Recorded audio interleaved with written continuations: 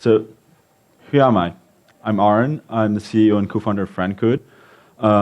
You can send me an email at this address, or you can follow me on FriendCode, GitHub, or Twitter. So let's proceed. Here's a bit about my Python background. I did a lot of Python these past few years. Essentially, Django about 2-3 years ago. A lot of NL, natural language processing, machine learning, scrapers, web crawlers, that kind of stuff. And nowadays at FriendCode, we use a service-oriented architecture, and we use Python for web APIs and DB logic. So we used like Tornado, those things, and we also use Gittle, of course, which is Python. And then we use a lot for tooling and various different small scripts. Okay, so why? That's a good question. Why would someone ever want to implement Git entirely in Python? Yeah, I guess like the obvious reasons is Git is awesome, Python is awesome, and I like automating things. We're building a service, and so what Gittle is basically a Pythonic library to programmatically control Git that you embed and use in your services. So I really just built it because we had this problem at FriendCode, my company. We needed to pull in repositories, push them back out, authenticate dynamically, and all that. And there was just no good libraries out there. I'll talk about alternatives at the end. I went down this path, but there's other paths I could have gone down. So, goals. No to little boilerplate, as in I want it to be very expressive. I guess most of you are familiar with Kenneth Reed's request library, which basically is HTTP for humans. Gittle is Git for humans. It's easy to use, no boilerplate. You've got high-level abstraction. You don't need to worry too much about the details. It's data-driven. So I explained briefly that we use a service-oriented architecture. That means that all our systems communicate over services, so we have to serialize the data in and out. And so I really wanted to keep the data formats simple and easy to comprehend. So each time, all the data input is just basically either something that can be serialized as JSON, so it's just integers, strings, dicts, or lists. Okay, and it's pure Python, so you can run it on PyPy and all that kind of stuff. So here, I'm not sure if everyone, who's familiar with Git in the room? Okay, pretty much everyone. Okay, well, let's just go over the basics anyway quickly, so we're all on equal footing. So a repository is basically like a project. It holds all your code source regarding a certain project, and it takes care of the versioning. You have a commit, which is basically a group of modifications, and that creates a version of your project. A remote is kind of, well, what you store on GitHub, Bitbucket, or on your personal servers. It's a remote repository so that you can collaborate with other people. A blob, they're kind of more detailed, but basically a blob is how Git stores files. We'll go into that later, because I'm going to go into the details of Git and what I learned through Gittle. A tree is kind of the way Git snapshots folder structure. So it stores all the blobs individually, and it just stores the file's content. It doesn't know its file. It doesn't store its file path with it, just the content. And then it's the tree that references the path. So SHA is basically just a hashing algorithm that Git uses internally. And so SHAs are also identifiers for all kinds of objects. We'll talk about them. Objects are blobs, trees, and commits. So like frequent actions, these are like kind of the most common ones in your workflow. You'd like to do git add, git commit, git push, git pull, clone. So yeah. Okay, I think we're all on equal footing and everyone seems to know Git. So here I'm going to go through some samples of actually real code using Gittle. As you can see, it's just very, very, very easy. This example does a few things at once, and we'll go into like the different functionalities one by one. So here we basically import the Gittle class from the Gittle module, and the Gittle class is it basically models a Git repo. And so what we do is like it's very easy. We assign the repo to this variable, and then to get a list of commits, all we do is repo.commits. If we want to get a list of branches, we do repo.branches. If we want to get a list of currently modified files, we do repo.modified files.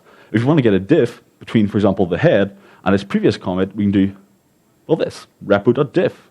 And I guess you can kind of see here that it's really expressive. It does what I want it to do, no extra boilerplate, no extra complexity. It's simple to use and understand. there's actually extra parsing because Git doesn't understand those references, and the command line does, but it doesn't exist in the protocol. So basically, Gittle handles all that parsing for you. So you can reference the nth parent commit to this commit. Okay, so let's move forward. So cloning. How do we clone a repository? Here, well, we import Gittle like we did before. And so we have a class method on the Gittle class. So what do we do? What do we need to specify when we clone something? Two things. Where are we cloning from? Where do we want to clone it to? What do you do in Gittle? You say, where do you want to clone it to? Where are you cloning it from?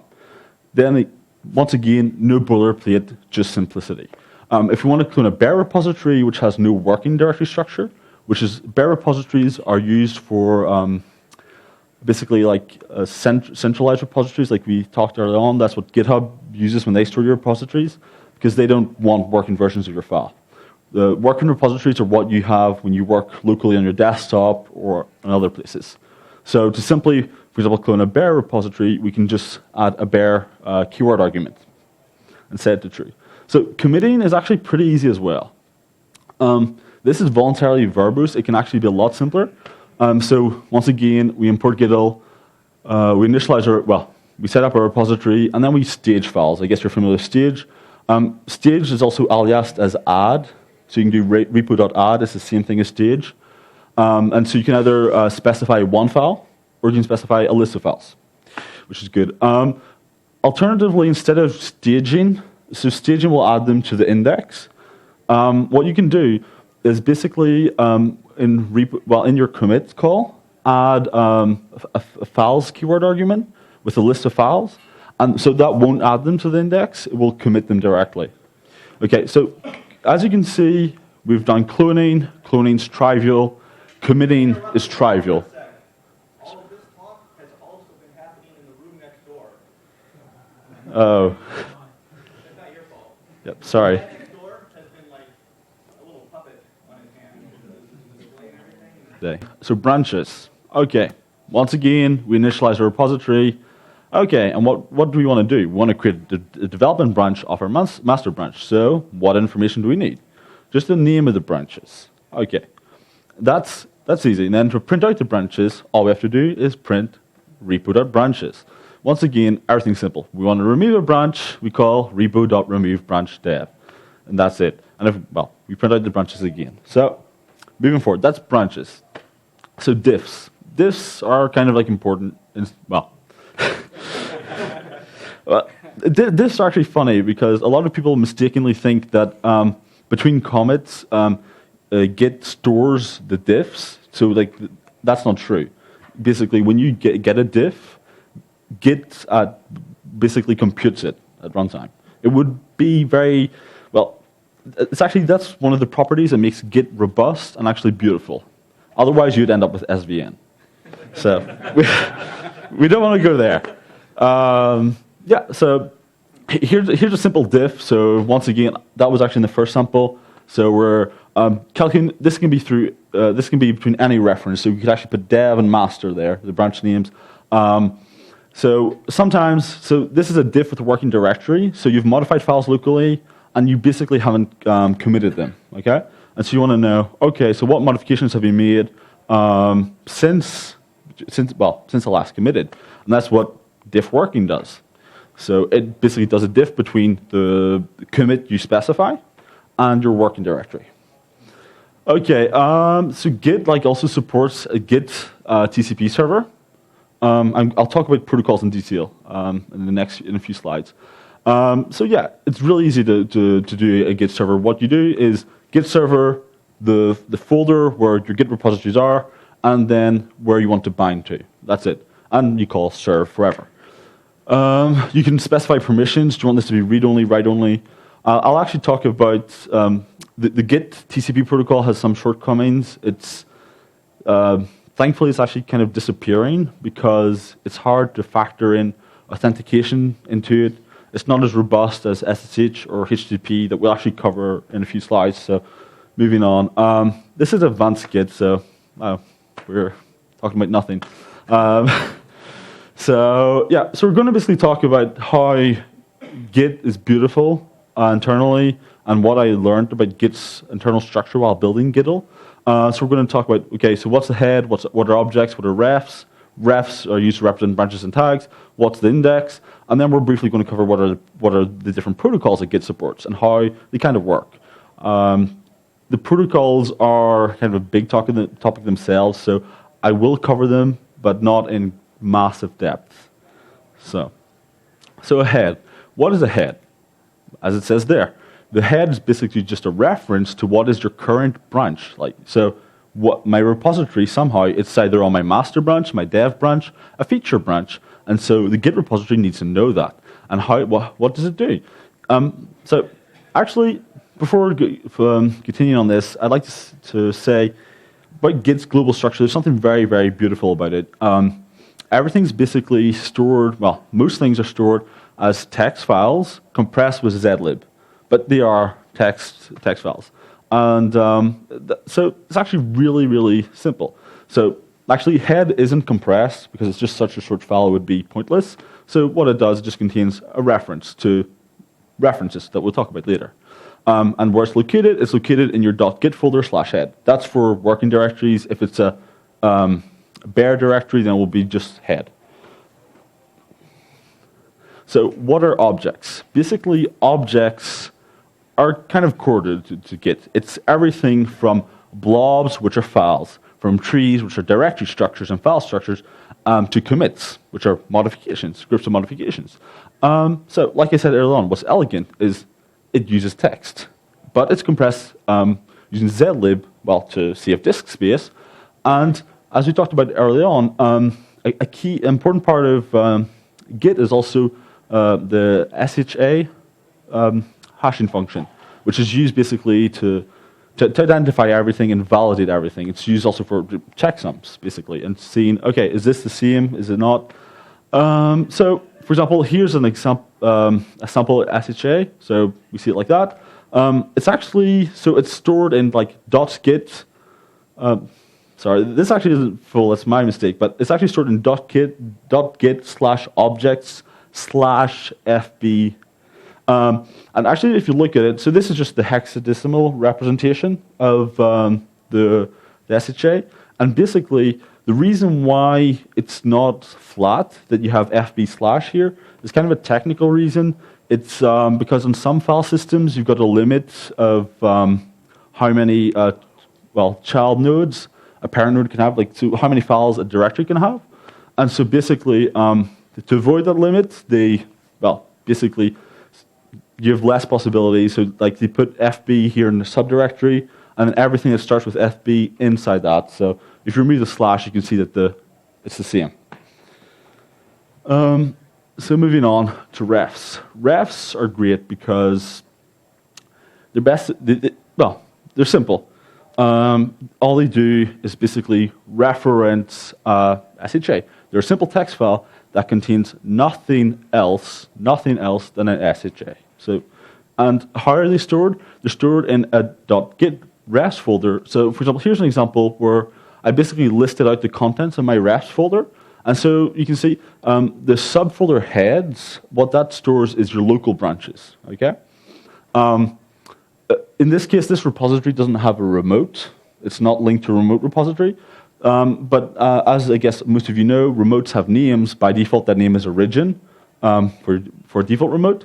And so you'd actually see a ref/remote/origin in that case. So here's also tags. How many people use tags in the room? Git tags. Okay, other people, why don't you use them? No, tags are really a misunderstood and underused feature of Git, because think about it, when you're building software, at some point you build it and it comes to a certain release. Like if you're building Python, you're going to increment the version in your package. And really, wouldn't it be good if you could just jump back in Git to, okay, the state of that repository, instead of having to go through, do a git log, and then look for your commit message? That's tedious, and it's not a good workflow. Instead, what I recommend is basically adding tags using V, well, like version 1, version 2, version 3, or whatever. So these are very good references. Tags are a good thing. You should use it. Well, okay. The difference between when you should use tags and branches differently. They are very, very different. The difference between tags is that you should set them once and they should never change. They should always refer to the same thing. Whereas branches are continually evolving. That's normal. You've got a development branch, you commit to that, you commit to that. Whereas a tag, it always references a specific commit. So don't change tags, set them once and forever, and then branches evolve. That's just life. So the index. The index is basically just a simple file that what it does, it stores the current files that have been modified in your working repository. So Git knows, okay, this one has been modified, this one has been added, this one has been removed, etc. That's what it does.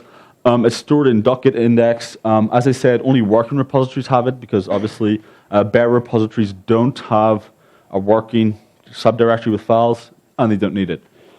So this is protocols, the fun part. Once again, I actually find that Git is kind of elegant about this. So there's kind of two main commands in all the Git protocols, and so here these names reference executables. They do in the others, but using when it's operating over SSH, it directly calls these executables. So basically, SSH, as I said, it's great because SSH has built-in authentication. We already use it all the time. RSA keys. It's solid. It's good. So whenever you're basically pushing information, what you do is that it can seem counterintuitive. Why are we doing git receive pack and we're pushing information? No, the git receive pack is basically called by the server. And so what it does, and why is it receive pack? It's because it calls this program, and then this program waits for information to come in the standard out, and that's coming through the SSH protocol. It's waiting for data to come in through the standard in. No data comes in through standard out, obviously, and then it sends back data through the standard out to the caller. So that's used for pushing and anything where you're modifying a remote repository. You're modifying its contents. This is used for cloning, pulling, everything where you're fetching content from the remote Git repository. And so obviously it's Git upload pack because it's the SSH server that is uploading the contents of a pack. Packs are kind of just the package. So we talked about objects earlier on, and packs are just groups of objects. They're used to it's basically just more efficient to send them out all packed together than one by one. So, as I said, the Git protocol that operates over TCP kind of sucks. It really does because it's got no solid authentication, but it follows the same rules as the SSH protocol. So it doesn't. So SSH, you all know it because it allows you to give you a shell. So the Git protocol sends these commands differently than the SSH protocol, but it uses the same commands. Essentially, git receive pack and git upload pack. I really think it's outdated, and I hope it disappears because even on GitHub or pretty much any service, it's only supported for read-only repositories, and it's really not good. It's just that it's not a standard protocol. What's kind of nice about the SSH protocol is it's got brilliant authentication, RSA keys. There's going to be a third protocol, which is HTTP, we'll talk about. But so really, the Git protocol over TCP has all the disadvantages, none of the advantages. It's not built upon a standard protocol, so it's its own defined protocol. So it's hard to compose it. There's no special. You have to build special tooling for it. You can't just use tooling for SSH or HTTP. And I really hope it disappears. By the way, who still uses Git TCP? Okay. Like I said, it's unfortunately it's still used for read-only repositories, but it should disappear because it's pointless. There's no performance gain compared to SSH or HTTP. It's just legacy, really. Smart Git HTTP is kind of my favorite because I love HTTP, and well, obviously HTTPS. The beauty of HTTP is composable and also works everywhere. Is like the big advantage of HTTP is contrarily to SSH. SSH is the port 22 that SSH operates on is sometimes blocked by corporate firewalls or whatever, which can be a big pain when you're just on the go and you're working. So HTTP obviously is never blocked because otherwise people can browse. So that's a good thing about HTTP. Another thing is it's standard. So we've already got, when we think about it, we've already got a massive amount of tooling around HTTP. We've got web servers, we've got load balancers, HA proxy, we've got tons of reverse proxies. We've got lots and lots and lots and lots of tooling around them. So HTTP is good, and GitHub started pushing it a lot. So one of the interesting facts is it uses HTTP basic auth, which is, so the authentication in this case is nice because it's easier to modify and to put in your own custom authentication. We were talking about SSH, which is great, but the only downside to SSH is that if you're running a service like GitHub, it's annoying to do dynamic RSA key authentication. So what they've basically done is they've patched their SSH daemon to actually look up the RSA keys in their MySQL, their database instances, basically. So you have to modify the SSH daemon, which is annoying. Where in this case, you can basically just put a piece of middleware, an authentication server, which basically then just reverse proxies the connections to it. And so that's what's beautiful about the HTTP protocol. So I have actually another project called, it's Node Git HTTP. So it's actually a smart Git HTTP server node. I haven't open sourced it. I probably will soon. So I just wanted to share here, for example, this is the mapping of the URLs to the handlers. And to give you an idea of kind of how it works over HTTP, it's interesting. So everything here is git upload pack, git receive pack. You can see their post calls. So use the HTTP post. And all the rest is basically kind of exposing these objects. We talked about the objects, head, the refs. And it's kind of like, it's not serving them statically, but more or less. It's similar to that. It's about serving them statically, and then you have to insert your own content type. But I think this gives you a good grasp of how it works, more or less. Yeah, so that's it for the protocols. So this is a wrap-up. Gittle is a project we started at Friendcode. We use it in production now. I hope, some of you will be inspired to use it in your own services and see, how simple it is to play with it, and then how simple it is to build things with it. One thing I should have shown in the samples is authentication, because I complained about that, but actually it's very, very, very easy to do authentication on Gittle. I'd have to go back to the sample, but basically you've got an auth method on the Gittle class, on your Gittle instance, and you just pass it 3 possible keyword arguments, one which is username, password. So password's optional. If you then put, because password can be optional, and then P key, which is your private key. I hope by going into Git's internals, most of you have understood how Git is really beautiful and elegant. It's not just some obscure protocol, and it's very robust and nice. I really like Git repositories because for me, they are the standard unit of code for a project. So it's easy to ship Git repositories around. When you think about it, what you do to deploy to Heroku, you've got your Git repository, Git push. We actually use Gittle to deploy to Heroku. At Friendcode, we build a cloud-based development environment, and so we use Gittle to do Git pushes to Heroku to deploy, and obviously we authenticate using Gittle. I really think Git and code, I think code versioning is something really extremely, extremely important. No developer should go without code versioning, and Git has really nailed code versioning. It's robust, distributed, it's adopted, it's a standard, it's everything we want and need. So what's nice is companies like GitHub and Bitbucket are pushing it. It looks like GitHub is wanting to gain adoption, wants Git to gain adoption, not only in the developer world, but potentially for people like lawyers, scientific writers, basically anyone, because code versioning is awesome. It really sucks that you've written a document in Word. Why can't you go back to previous versions? So I hope Git will rule the world.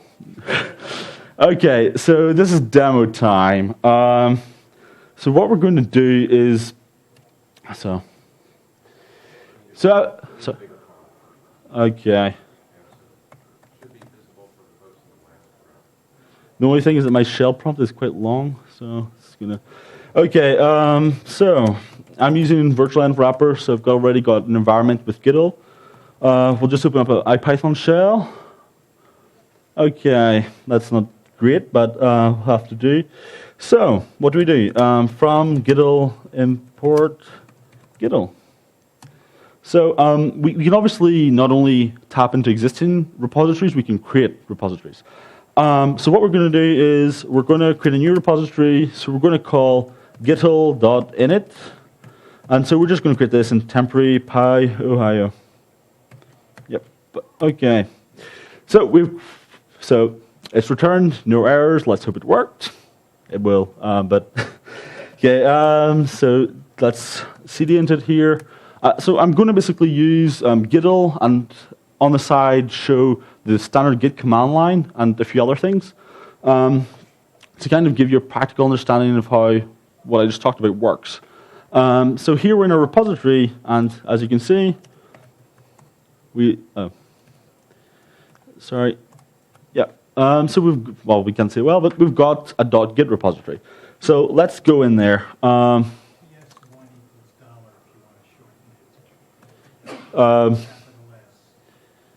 I think I can do ls1 too, but okay. Let's create a new file like you would do developing. I hope you don't use echo.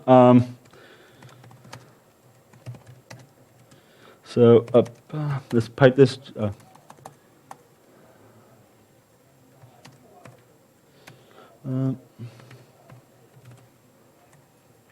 Okay, so now if we do git status,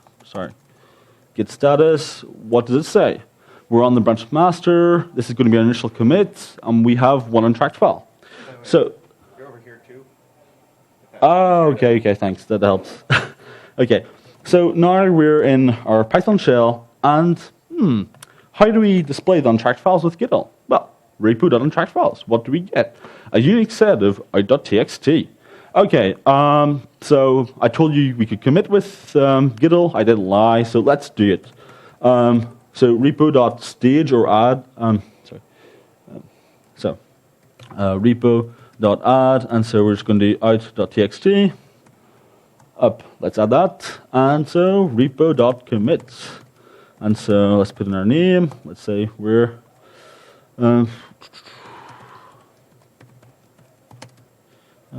email.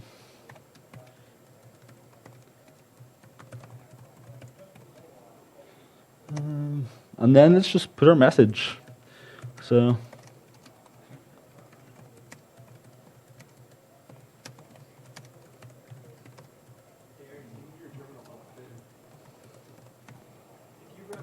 if you run bang clear, it'll clear the whole IPython screen.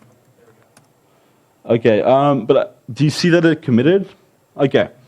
Because that's the important part. That's what I care about. Okay, so let's clear this as well. So git log. Oh, our commit's there. Funny. Hi. So it did everything we told it to. It put our name down as PyOhio. That's not my real name. Put down my email address. You can send me an email there if you want. And so put in our message. So that's pretty cool. So let's go back here. How do we do it in Gittle? So we've got a repo object again. And what about repo dot? Sorry. So we've got a repo.log method. Let's call that. And what does it give? Funny. A list of commits and their information. So here we see there's an author object, which is what's displayed up there. I don't know if you can see how this matches, but yeah. So we basically, all the information's up there. It's here. So we've got the message, we've got the description, we've got the SHA, we've got the summary, we've got the time, which is a timestamp, obviously, and the time zone, which is a time zone. So there we go. We were able to commit. It worked great and everything. So that's kind of nice. What would you like to see? Would you like to see some of Git's internals, or would you like to see more of Gittle? What about cloning? Gittle. Okay. So let's create a new so we're going to create a new repository, and this time we're going to create it remotely. So we've got our Gittle. Let's see. I'm really sorry that the screen's so small, but okay. So we've got the Gittle.clone method that we saw earlier on. How does it work? Okay, so we give it the origin URL and then the local path we want to clone it to. Yep. So we're just going to override our previous repository, and we're going to do Gittle.clone, and so origin. So we're actually going to clone. We're going to clone it from GitHub. Why not? So let's do HTTPS.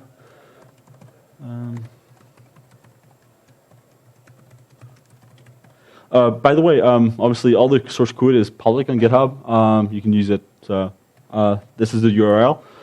So let's clone it to temp Gittle. And for let's see.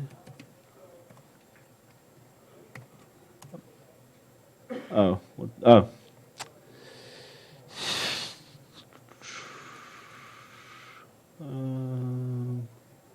What did we do wrong? Sorry. Gittle. Why is there a bool object? Can anyone see what I'm not seeing? This.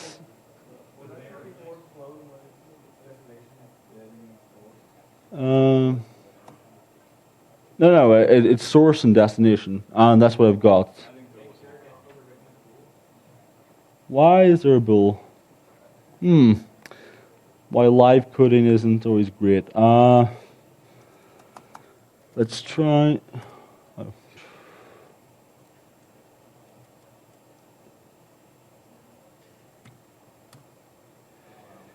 Oh, I know. Sorry. I actually just made a modification to my local Git that broke cloning. That's not good on me. So, actually, let's do something. Let's fix that real time. So, so let's cd back into where I've got Gittle locally on my computer. And as I said, Git's awesome. So, there's what I did. And let's go back 2 commits.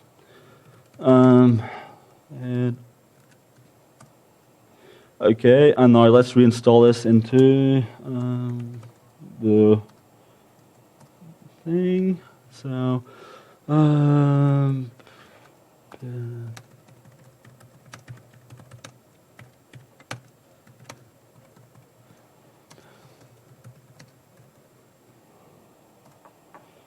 okay. Yay! It should work now. Yes. So, we've got a repo. Okay, we need to import Gittle again. Obvious. So let's import Gittle. Clear the screen. Can everyone see? Yep. Better now. So let's import our repo. Yep, and it's cloning. So it's worked. So let's cd on our terminal into Gittle. Okay, and we've got our folder. So let's do git log. And what do we have? We actually have the old commits because I pushed those, as you can see, once we reverse. So there's our clone. Even over the terrible TCP protocol, it worked. So there's git clone for you. Well, there's Gittle clone for you. So one thing I'd like to go into, so I told you how Gittle, well, no, Git is elegant. Gittle is too, hopefully. And so how things are stored internally. Let's just go at that with the command line quickly. So let's go into our cd.git folder. So ls, what do we have here? We've got that. So git log. So let's just grab the commit, or last commit. I don't know if this is the full thing. Hopefully it is. So lsc2. Okay, so ls objects c2. Okay.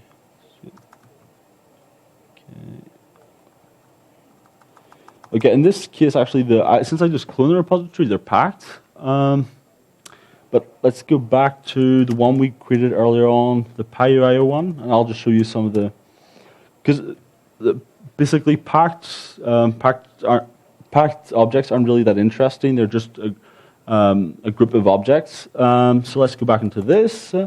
Let's go here. And so let's do a git log. So our commit was 33do. So what happens if we do basically a cat of objects 33 and do? Okay, it's kind of rubbish because it's compressed with zlib.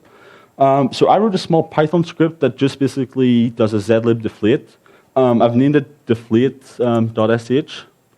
It's actually, so what we're going to do is we're going to do our cat and we're going to pipe it to deflate.sh. So once we've done that, we get some nice text. As you can see, what does it say? It's commit, and then there's a tree identifier. And it also contains the information that we had early on from that is in git log when git displays it git log. Okay. So when git displays git log, it's basically pulling the information from here. That's funny. So yeah. So what it contains a few things. It generally commits, so they contain information about their tree that they refer to. As I said, a tree is a version directory structure and that points to the version files. It also contains a reference to the parent commit. Here there is no parent commit, so it doesn't contain a reference to it, obviously. It also then contains just all the kind of metadata, which is author, committer, and our description. So let's, for example, go to the tree object. You see that it starts with 7cf.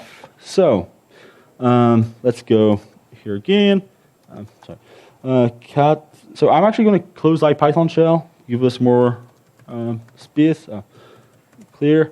So let's cat objects. Was it C2? Or 7? Yeah. Okay, we cat this again. We pipe it into our small deflate program. And what do we get? We get, I don't know if you can see this here. It says tree, and then it has the out file. See the out.txt file? So you see it's actually referring to its the name of the file. And what you see before is actually then the permissions on it, 644, which are Unix octal permissions. So yeah, so now you kind of get like, sorry, I've got a something. Okay, yeah. So you see that Git really is simple and elegant. Everything's stored in text, even though it's compressed with zlib, but that's just for saving space. So yeah, that's all for my demo. So this is the kind of like the end. So at FriendCode, we develop lots of open source components. TV.js is not really the FriendCode, but it's quite interesting. Me and my co-founder hacked it together in one day. It's basically an Apple TV that uses torrent streaming in real time. It uses the iTunes API to fetch movies for you. And so basically, you can run it on Raspberry Pi, you can run it on your Mac. Yap.js is basically, it's a modern client-side framework for building large and structured applications. We used to use Backbone, and some things were just so painful in Backbone that we wrote Yap.js. A lot of things of what we do is we really do pain-driven development. When something's pain, no, like we don't like suffering, and so when something's tedious, long, or boring, we automate it. I really recommend all of you to automate everything you can. We automate deployment infrastructure via Chef. You've got good solutions: Chef, Puppet, Ansible, Cuisine. Cuisine and Ansible are in Python. You've got SaltStack, which are in Python. So just think about automating everything. I told you Git allowed us to automate Git workflows. Automate everything you can at your startup. We're just a 2-man startup, so we had to. Anyway, so. What does YAP stand for? Yet another painful protocol? Yeah, how do you know? So I said we do pain-driven development, but that's not actually true. We love reinventing the wheel. So, questions? Repeat the question. The question was, what does YAP stand for? It's basically just yet another app.js. That's what it is. So it's another app.js framework. Like, we're kind of in a period where everything's hipster and cool when you add .js to it. So we're like, why not? Like, if I could call myself Aaron.js, that would be so cool. Not sure if it's legal, but I'll try. So, questions? Yes? I have two questions. The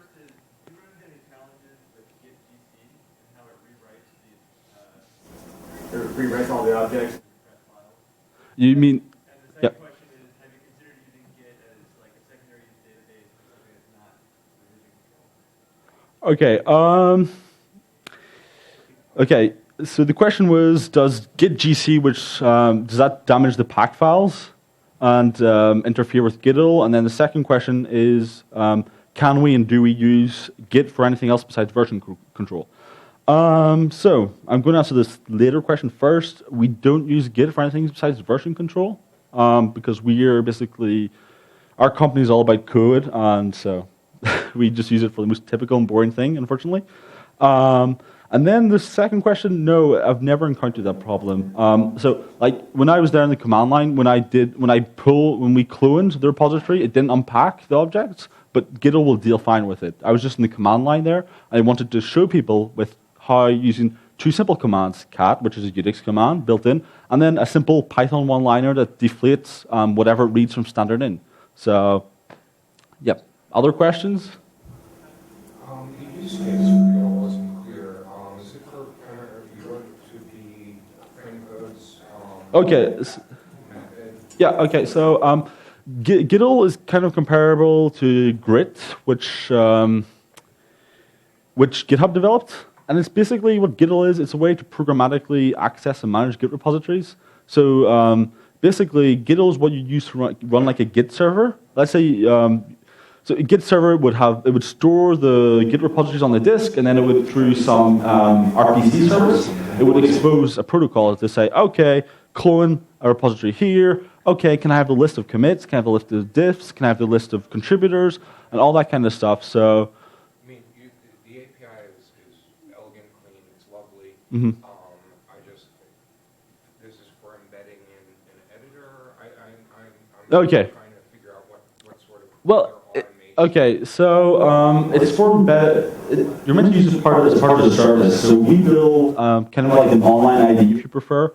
And so we manage Git repositories, we push them to Heroku to deploy for people, we push them upstream to GitHub. So it's kind of, that's our use case. There's some people here at this conf that come from the Center of Science, and so they basically write a framework that helps basically mathematicians, scientists write documents, and they need code versioning. And so basically they're thinking about using Gittle. So I think anyone who needs to automate Git-based workflows, it's not meant for a developer.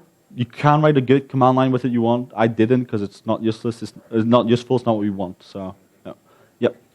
I'm there for Git Python. Do you look at that library? So Git Python. Okay.